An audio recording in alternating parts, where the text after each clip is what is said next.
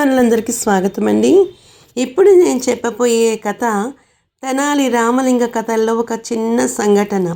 అది ఏమిటంటే, రాముడు లింగడు ఒక్కడే అంటే అంటే శివకేశవులిద్దరూ ఒకటే అనే విషయాన్ని తాతాచార్యుల వారు అనుభవ రూపంలో తెలుసుకునేలాగా అక్కడ ఒక చిన్న సంఘటన జరిగిందనమాట. ఈ మాసంలో కూడా అన్ని మాసాల కంటే గొప్పది కార్తీక మాసం. కార్తీక మాసంలో శివకేశవులకి ప్రీతికరమైన రోజు అన్నమాట. అయితే శివుడికి పూజలు చేస్తారు, కేశవుడికి కూడా పూజలు చేస్తారు కదా. మరి అలాంటి సమయంలో ఏమైందంటే, ఆ రోజు కార్తీక శుద్ధ ఏకాదశి. కార్తీక శుద్ధ ఏకాదశి అంటే అది సోమవారం వచ్చింది. అది ఎంత విశిష్టమైనది మరి. శ్రీ మహావిష్ణువులకి వైష్ణవులకి కార్తీక శుద్ధ ఏకాదశి మహా గొప్ప పర్వదినం అన్నమాట.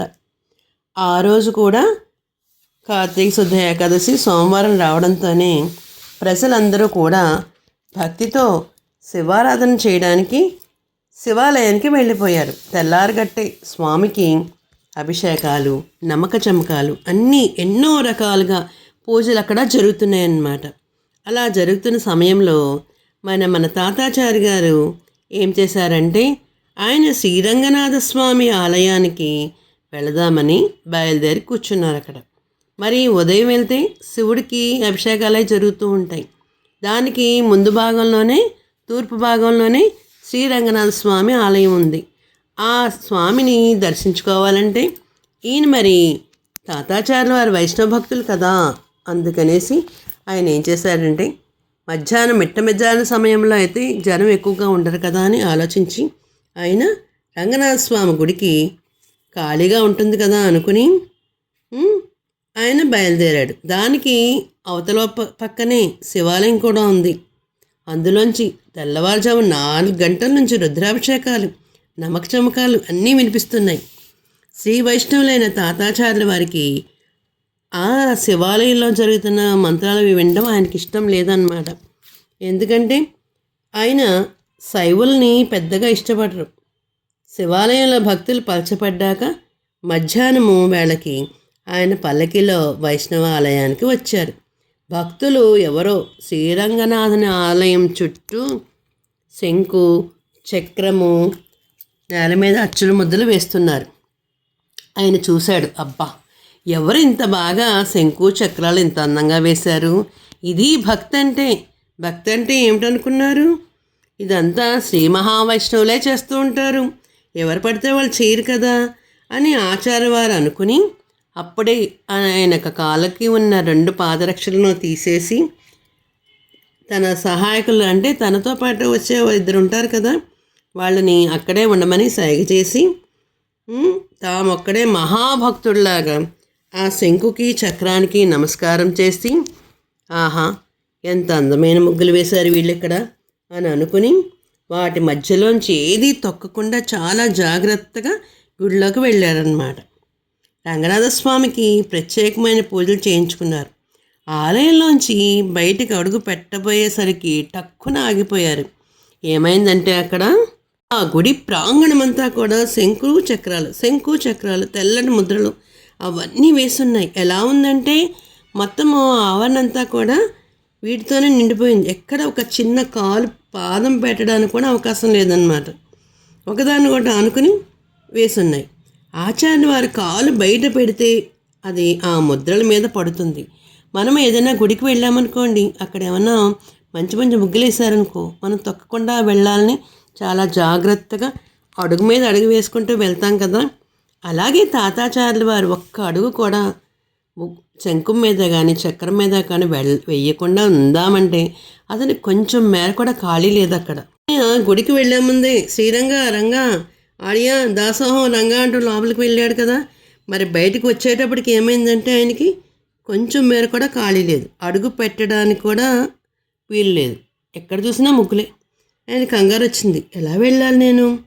ఈ రంగనాథ స్వామి గుడి నుంచి బయటికి వెళ్ళాలంటే నేను ఎలా అడుగు పెట్టాలి అని అనుకుని అక్కడే ఆగిపోయారు ఆయన. మొత్తమంతా శంకు చక్రాలు తెల్లటి ముద్రలు అన్నీ అలాగే ఉన్నాయన్నమాట.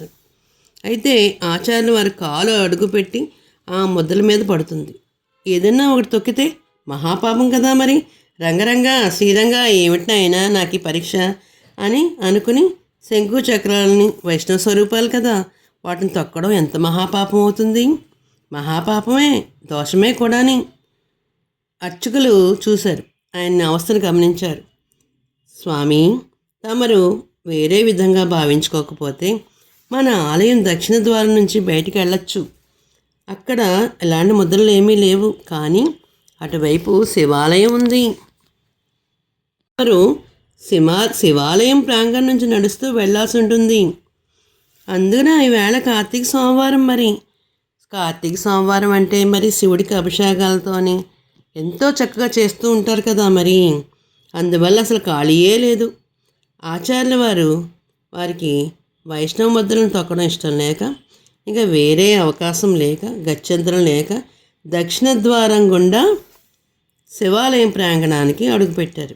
అంతలో ఎవరో శివభక్తుడు శివశివ హరహర హరహర శివశివ అంటూ చిందులు తొక్కుతూ విసురుగా వచ్చి ఆచార్యుల వారి ముఖానికి విభూది పామేసి క్రిందకు తోసేసి గబగబా ఆయన ఆచార్యుల వారిని దొర్లిస్తూ హరోం హర అంటూ అరిశారు.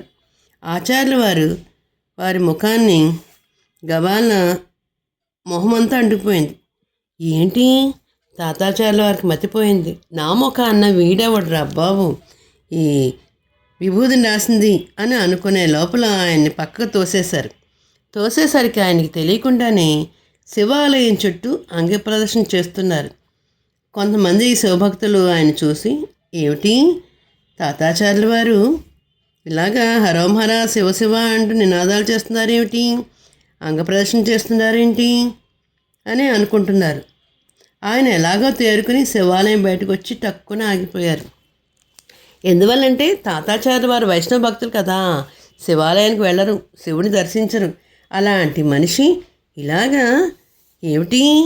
ఇలాగా శివాలయం చుట్టూ పొర్లుదన్నాలు పెడుతూ తిరుగుతున్నారేంటని చూసిన వాళ్ళందరూ కూడా ఆశ్చర్యపోయారనమాట. అదే సమయంలో రాయలవారు అప్పాజీ శివాలయంలోకి ప్రవేశించబోతూ ఆచార్యుల వారిని చూసి ఆశ్చర్యపోయారు, విస్మయమైపోయారు. ఏమిటి ఆచార్యుల వారు అని చప్పుని తేరుకుంటూ ఉండగా అప్పుడు తాతాచార్యుల వారు అంటున్నారు, ఎవడో గడుగ్గాయి నా ముఖానికి విభూతి పూసి నన్ను కిందకి దొర్లించేశాడు, మిగతా భక్తులు నన్ను అంగప్రదర్శన చేయించేశారు అంటూ వాపోయారు. అంటే అంగప్రదర్శన అంటే ఏంటంటే గుడి చుట్టూ పొర్లుదండాలు పెడుతూ వస్తారనమాట. అదే మనము పెద్ద తిరుపతి వెళ్ళామనుకోండి, అంగప్రదర్శనకు ఒక టోకెన్ ఇస్తారు. ఆ టోకెన్ ఇచ్చినప్పుడు మనకు తెలియకుండానే గుడి చుట్టూ స్వామి మందిరం చుట్టూ మనం తిరిగేస్తాం అన్నమాట. అలాగే తాతాచార్యుల వారు కూడా ఆయనకి తెలియకుండానే అంగప్రదర్శన చేసేసారు. రాయలవారు నవ్వుకుంటున్నారు, ఏమిటి తాతాచార్యుల వారు ఏంటి ఇలా జరిగిందని. గడుగ్గా ఎవడో మీ ద్వారా శివకేశవులకు భేదం లేదని నిరూపించేశాడు అన్నారు. అప్పాజీ వాడు తల పలకరిస్తూ అవునవును, రాముడు లింగడు ఒక్కరే అని ఆచార్యుల వారికి కనిపిస్తున్నాడు అనేశారు. అంటే ఆయన మొహాన్ని నిలువుబొట్టు పెట్టుకున్నాడు, పైగా విభూది అడ్డబొట్టు కూడా వచ్చేసింది. అంటే ఆయన ముఖం చూసేసరికి రాముడు లింగడు ఒకటే అనేసి భావన కలగాలి అని అందరూ అనుకుంటున్నారన్నమాట. అసలు విషయం అర్థమైంది ఆచార్యుల వారికి. ఇంకా కక్కలేక మింగలేక పుటకలు మింగుతూ అవును రాముడు లింగడు ఒకటే అని స్వామి మనకి నిరూపించారు సుమా అని అనుకున్నారన్నమాట. రాయలవారు నవ్వుకుంటూ తాతాచార్యుల వారికి రాముడు లింగడు ఒకటే అనే విషయాన్ని తెలియడం కోసమే ఎవరో ఒక గడుగ్గా ఇలా చేసుంటాడు అని అనుకుని అప్పాజీ రాయలవారు నవ్వుకుని అక్కడి నుంచి వాళ్ళు కూడా వెళ్ళిపోయారనమాట. తెలుగువారి దీపకాంతికి లైక్ చేసి షేర్ చేసి సబ్స్క్రైబ్ చేసి కామెంట్ రూపంలో పెట్టండి మరి.